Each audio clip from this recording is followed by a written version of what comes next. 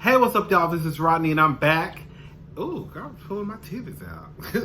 I just wanted to give my quick review over the Real House. Over Insecure.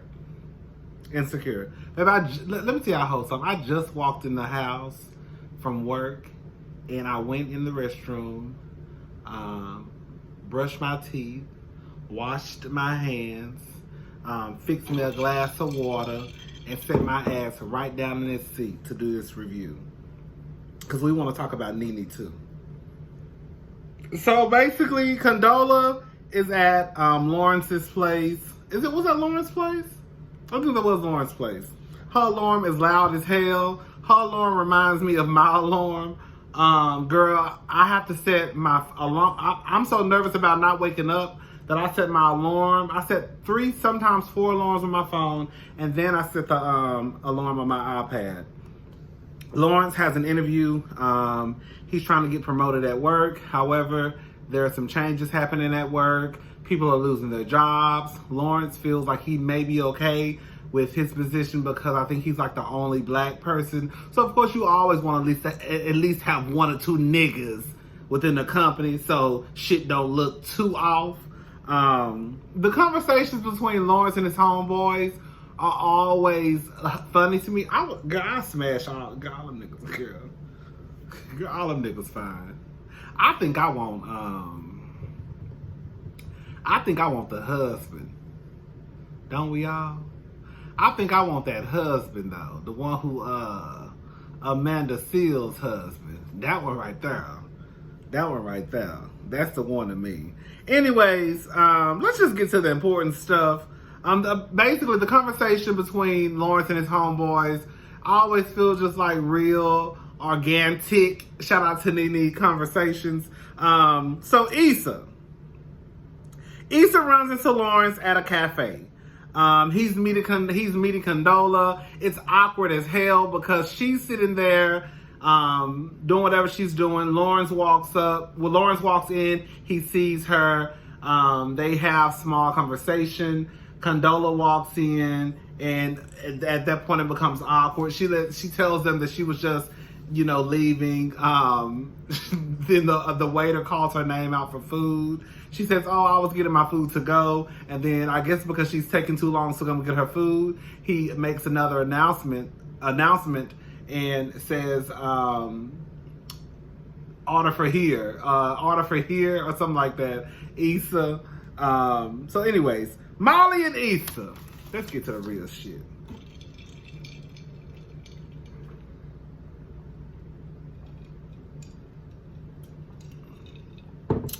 Molly and Issa are grocery shopping. Issa does funny things to me and says funny things that are so... I don't know if y'all catch the little things that she does. They're just hilarious to me. Molly wants to invite Asian Bae over for Thanksgiving dinner.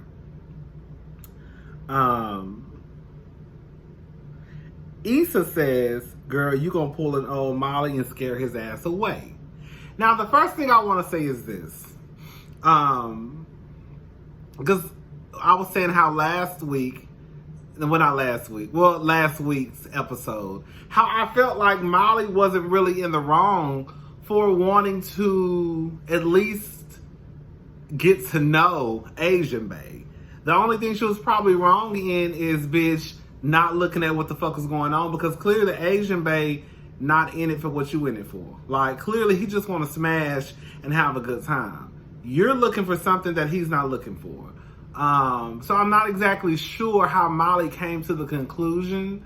Because they said in the show that they've only been dating for, I guess, a couple of months, 2 or 3 months.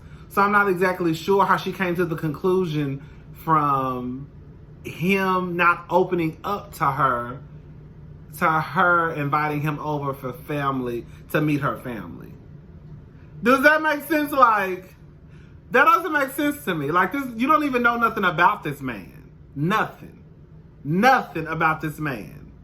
Nothing about his background, nothing about his family. He does not open up to you. You've shown him pictures of you as a little girl, when you were a little girl. And now you say the next thing is to invite him to Thanksgiving dinner. I don't. Okay, whatever, Molly. Issa makes that comment. Girl, they start throwing slugs at each other, girl, they start throwing slugs at each other. Molly tells Issa she giving up her pussy for toiletries, basically.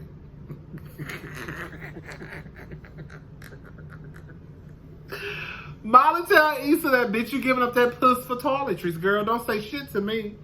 At this point, they realize that they both are going below the belt, and that they realize that their friendship has been off, for the last couple of weeks or months, and that a conversation, a much needed conversation, needs to be had. So they agree that, okay, girl, this ain't been right for a minute. We need to get our shit back on track. So they'll agree to have a conversation later on. I don't even know how, I don't even know how that could, if I feel like in that moment, if we both see that something is going on, I'm not putting off no conversation. We're going to have this conversation. Bitch, we got to have this conversation right now in the middle of this grocery store we are. But, bitch, I'm not putting no conversation out because, bitch, clearly we already sitting here taking slugs at each other in the middle of the produce aisle. Okay? Bitch, I'm trying to get apples and bananas, and, bitch, you out here talking about I'm giving my pussy up away for toilet tissue. Girl. I'm giving my pussy up for for cologne that didn't make it through the TSA because it was 5 ounces and it's only supposed to be 3. Lawrence is at Condola's for her Friendsgiving. She doesn't have any family in LA, so she's having a Friendsgiving. Lawrence invited himself. She didn't decline. She didn't tell him no. So he came over. Drunk Nikki. We all got that drunk friend who talks too fucking much, right?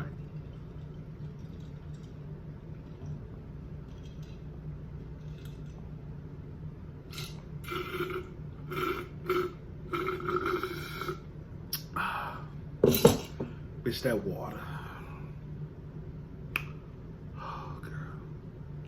Y'all hoes don't even know how much I've been wanting this water. We don't have any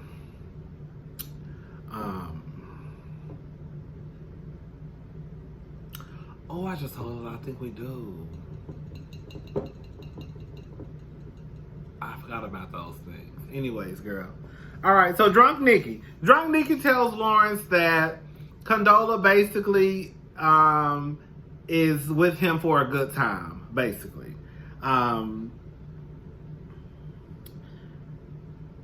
Lawrence feels some type of way, of course. Him and Condola end up having the talk. Condola lets him know that, he could feel any type of way that he wants to feel, but she has reservations too about what's going on. Like, girl, you and your ex still have these little, inside jokes, like, so how do you think that makes me feel? That makes me feel uncomfortable too. Lawrence took it as though because I think Condola doesn't want to get married anymore, or doesn't want to get married again. And so he took that as though her saying that she didn't want a family. No, I just don't think she want to get married no more. She ain't said nothing about not having no kids. I'm skipping parts. Let's go to Molly. So Molly is at home. Molly, realizes that once upon a time, her daddy, too, was an ain't shit nigga. And, just like some girls who grow up with this image of who they think their father is, just like Beyonce. Beyonce said when she grow up, she want her husband to be just like her daddy. And she got exactly what she asked for. Her daddy is a philandering girl. Her daddy is a philanderer, and her husband is one too. Okay, or at least he was one. She said, I want my husband to be like my daddy. Yeah.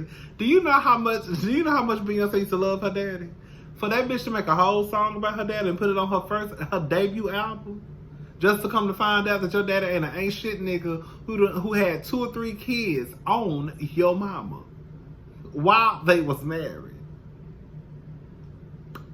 So that's basically what Molly going through. Even though her father didn't have any kids, she found out. Like, it's sad because the crazy thing about it is we go, like, especially I feel like a lot of girls, they grow up with this image of like what they want their man to be, just like their father, thinking their father is, 100% perfect, and then they find out that, girl, it's fucked up. Like, bitch, my daddy was the same way I go through shit with niggas. Like, my daddy was that nigga to somebody before too, like to my mama, basically. In true black people fashion, Molly's way, I guess, in letting her father know that everything was okay, was to not talk about it, I guess, anymore, but to bring him a slice of pie. Here you go. So we good. I said, that ain't some black people shit. We ain't gonna talk about shit. We're just gonna bring you some pie, or come sit beside you. They be like, girl, so what you doing this weekend? Girl, I ain't talked to this nigga. Girl, you ain't talk to your favorite. You ain't talked to your sister, your brother, your favorite cousin in 2 years, and you break the ice by saying, girl, what you doing this weekend? Girl, I'm going out. You wanna go? Yeah, I go with y'all.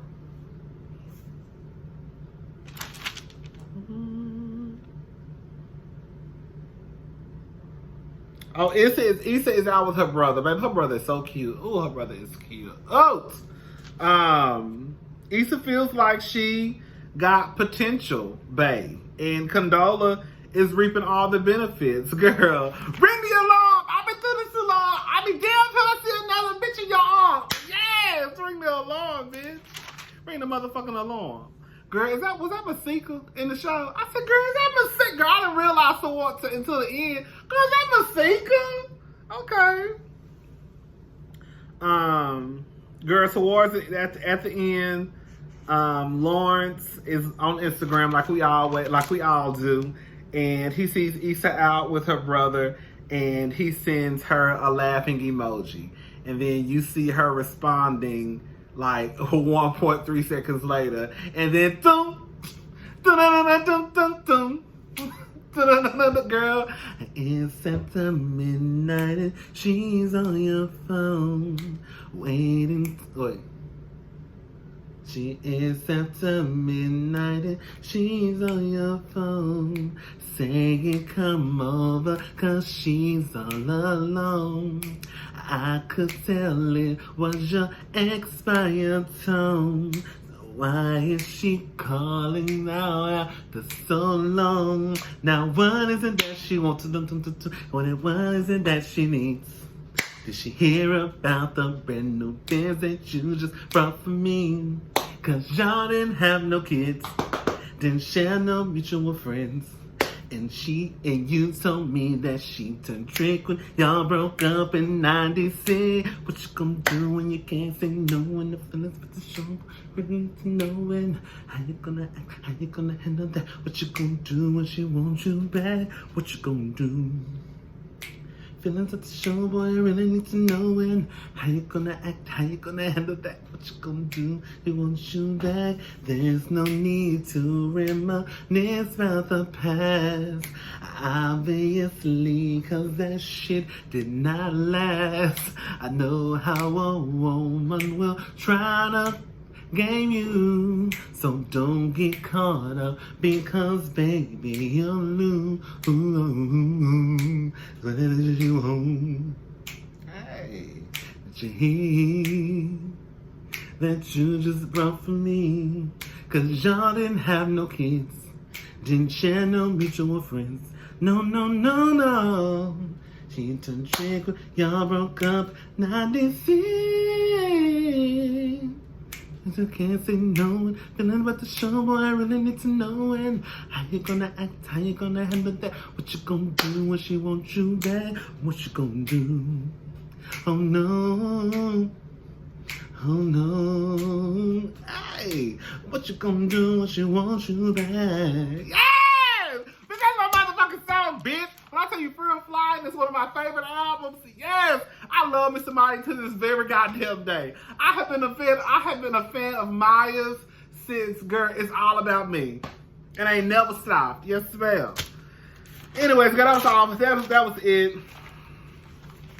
That was it. All right, y'all. I'm about to go. Bye.